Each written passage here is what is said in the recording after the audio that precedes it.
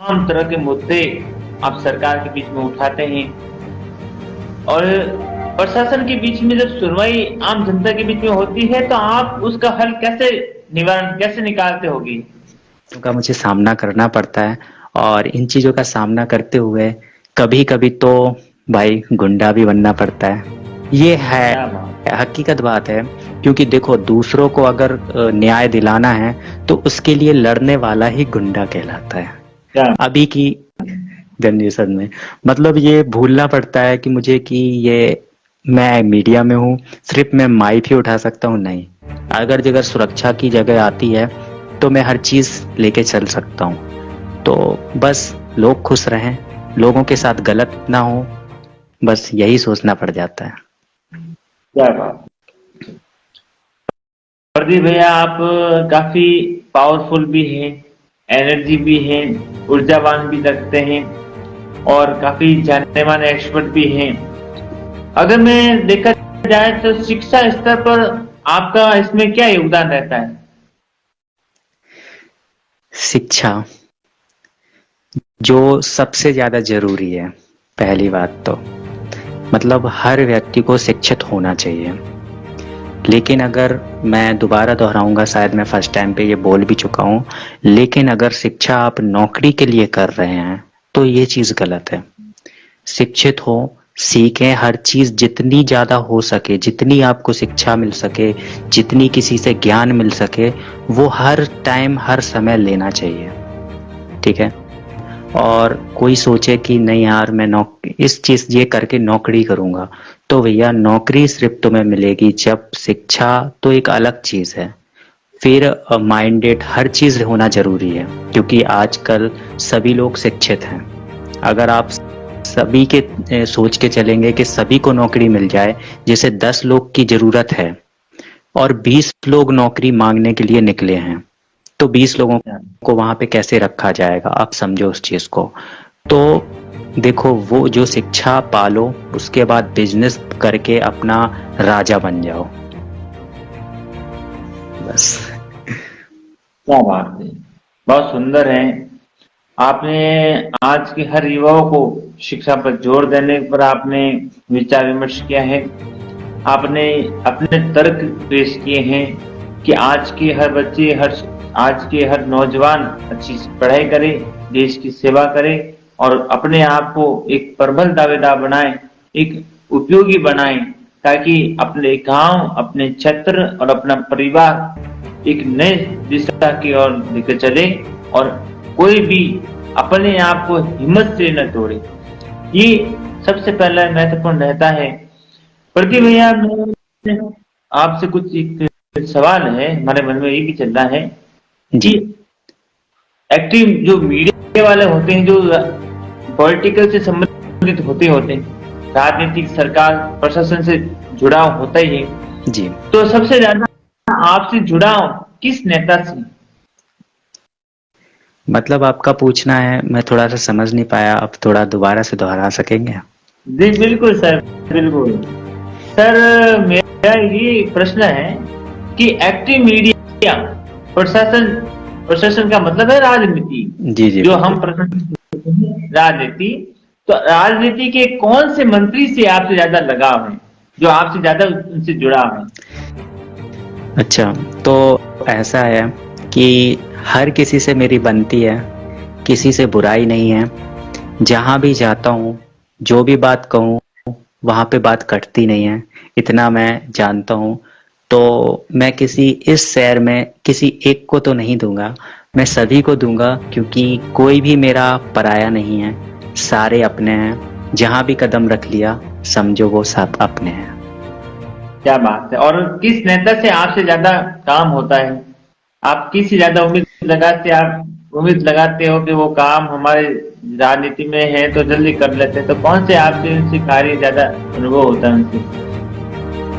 देखो, किसी से भी अगर दूसरे का काम है तब तो जहां से होगा उस काम को करवाया जाएगा, उनसे बात की जाएगी। लेकिन अगर खुद के काम के लिए किसी को भी चुना तो ये गलत है, क्योंकि आज तक कोई भी नहीं बोल सकता कि हमने अपने काम के लिए किसी भी नेता को परेशान किया हो या कोई भी बात उन पर रखी हो। हाँ, लेकिन जो हमारे पब्लिक में हैं, दोस्त यार हैं और जो अनजान व्यक्ति है वो मदद मांग रहा है, तो उस मदद को किस तरीके से कौन कर सकता है, कौन इसके काबिल है और कौन इसको कर पाएगा, तो उनसे उनका संपर्क करवा के उनका काम कंप्लीट करवा देता हूँ। क्या बात है। आपका चैनल एक्टिव मीडिया के साथ साथ आम जनता की सेवा में भी आप तत्पर तैयार खड़े हैं और राजनीति के हर कदम पर आप हर उनके भी साथ देते हैं ताकि आम जनता का काम जल्द से जल्दी हो सके। और राजनीति को हम परेशान करने के लिए हम तो तैयार बैठे हैं नहीं। सरकार अपने तरीके से काम करे और आम जनता भी ना परेशान भी नहीं हो, ताकि उनका भी काम जितना भी जल्दी हो सके, चाहे बिजली का हो, चाहे रोजगार का हो, चाहे अपने अपनी शिक्षा के स्तर पर हो, कृषि के क्षेत्र में हो। तो हम आपसे कुछ अपनी तरफ से टिप्पणियां, आप अपनी तरफ से कुछ टिप्पणियां दीजिए। स्वास्थ्य पर आपका क्या विचारधारा है? लास्ट में आप क्या बोले? थोड़ा सा बात कट गई थी तो आवाज नहीं आ पाई। मुझे आपसे कुछ टिप्पणियां हैं जो आप अपनी तरफ से कुछ तर्क दीजिए, टिप्पणी दीजिए जी कि आम जनता के बीच की जो सुविधा है, जो जन सुविधा होनी चाहिए, चाहे अपने गांव के क्षेत्र में हो, चाहे एक नगर परिषद में हो, चाहे नगर पालिका में हो, चाहे अपने गांव के और अपने राज्य में हो, अपना जो शहर में हो, स्वास्थ्य पर आपका क्या तर्क है? स्वास्थ्य पर जैसे कि जो जरूरत है, जैसे कि अभी जैसे रणबीर पटेल जी काफी दिन से लड़ रहे थे एनटीपीसी के लिए, तो एनटीपीसी जो अपने यहाँ पे आएगी, काफी लोगों को रोजगार मिलेगा और काफी लोगों का जो बाहर लोग जाते हैं, अपनी तबीयत ऐसी कुछ हो जाती है कि बाहर रेफर कर देते हैं, वो भी बचेगा और काफी लोग अपने जो रोजगार हैं उनको काम मिलेगा। तो ऐसी चीज़ें काफ़ी सारी होती हैं जो अपने भारत में बहुत सारी चीज़ें हैं जो बहुत सारे लोग रोजगार हैं। पहली बात तो उनका अगर काम नहीं बनेगा तो वो कोई मतलब का नहीं रहेगा। तो पहली बात तो उनको सबको काम दिलाना और उसके बाद उन्हों जिनके पास घर नहीं है उन्हें घर दिलाना, जो नगर पालिका में जितना होता है वो सभी, जिसकी जो प्रॉब्लम है सारी जहां से भी होती हैं, मैंने जैसे आपको बताया है, जहां जिस जगह से भी जो प्रॉब्लमें होती हैं उसको पूरा करना। क्या बात है। और आपके छतरपुर में अब तक कितने अस्पताल हैं?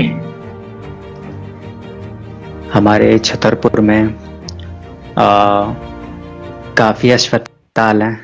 प्राइवेट गिनवाऊं या सरकारी? जो भी, जितने भी हो सके। सरकारी विभाग के कितने अस्पताल अब तक चल रहे हैं? अभी छतरपुर का कहा जाए तो मतलब मेरे छतरपुर का ही बोल रहे हो ना, तो यहाँ पे एक अस्पताल है सरकारी, बाकी प्राइवेट आपको अनगिनत मिलेंगे। क्या बात है। और आपके गांव में कितने अस्पताल अब तक खुल चुके हैं जो आम जनता की सेवाओं के लिए तत्पर तैयार हैं? अच्छी सुविधा मिल रही है, अच्छा मेडिकल मिल रहा है, अच्छा ट्रीटमेंट मिल रहा है? जैसे कि अभी मेडिकल कॉलेज अभी आना था पर अभी कुछ कारणवश रुक गया है, तो वही मैं बता रहा था कि काफ़ी लड़ाई के बाद एनटीपीसी का या अस्पताल का यहाँ पे ज़मीन वगैरह पूरा बुक हो गया था कि यहाँ पे तैयार होगी और आधे काम से काम रुक गया है किसी कारणवश। ये चीज़ भी मैं पता करके आपको ज़रूर मीडिया के माध्यम से दूंगा। और इस हिसाब से सारी चीज़ें। रही बात गांव की, तो मैं आपको बता देना चाहता हूँ कि ज़्यादातर मैं छतरपुर में ही वास करता हूँ। गांव में बहुत ही कम, मतलब छोटे मैं गया हूँ, अगर एक दिन के लिए गया हूँ, एक रात रुका, दोबारा सुबह तुरंत अपने छतरपुर निकल आया। मतलब जो अपना बचपना है, जहाँ से बचपन से खेला हूँ, वहां से भाई कहीं भी जाने का इच्छा नहीं होती। घूमना एक अलग चीज है, घूम कर आएंगे लौट के यहीं, समझ क्या रहे बात हो? बस। है, क्या बात है। छतरपुर में स्वच्छता पर आप क्या बोलना चाहेंगे?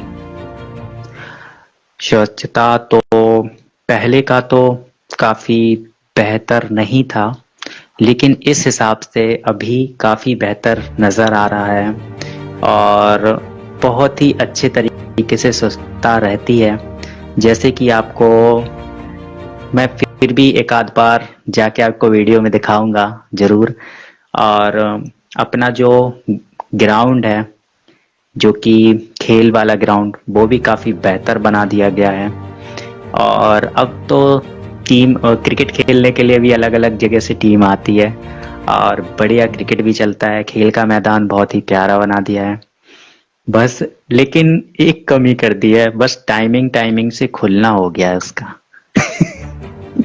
क्या बात है, बहुत सुंदर, क्या बात है। आप अवलोकन भी करते हो, मौका मुआयना भी करते हो, और निचले कुछ अधिकारी को आप हर रिपोर्ट कार्ड देते भी हो, ताकि वे जागरूक बने रहें और जागरूकता के साथ समय समय पर आम जनता के लिए सेवाओं पर खड़े रहे। अच्छा, अभी बढ़ती भैया हमें बताइए कि भारत के प्रधानमंत्री